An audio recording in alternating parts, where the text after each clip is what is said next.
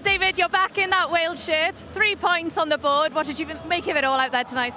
Yeah, I thought it was a very dominant performance in the first half, and I think second half we probably let off a little bit, which we need to work on because again in Iceland it was a bit similar. So I think we just need to get used to putting teams to bed. But yeah, I thought it was a good performance, and the main thing is the win.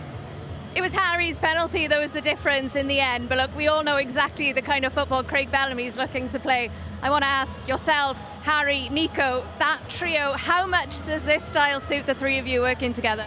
Yeah, I think we were all pretty excited before the game to be playing in that little triangle. I think it's my first significant minutes of the season, so I think it showed a little bit on some of my touches. But yeah, I think when all three of us are playing, we know we like to be fluid and kind of move around and just try and find pockets of space, which we did sometimes in the first half. But like I said, we probably need to. Well, I need to hit the target a bit better. And yeah, I think yeah, like I said, I thought it was good in the first half, but probably needed to kick on a bit. And look, 4 games in, unbeaten in this Nations League campaign. Under a new manager, did you expect to have such a solid start?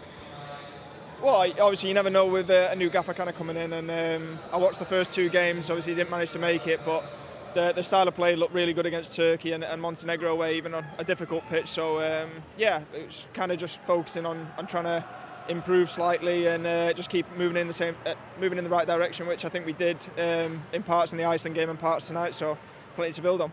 David, diolch yn fawr. Thank you.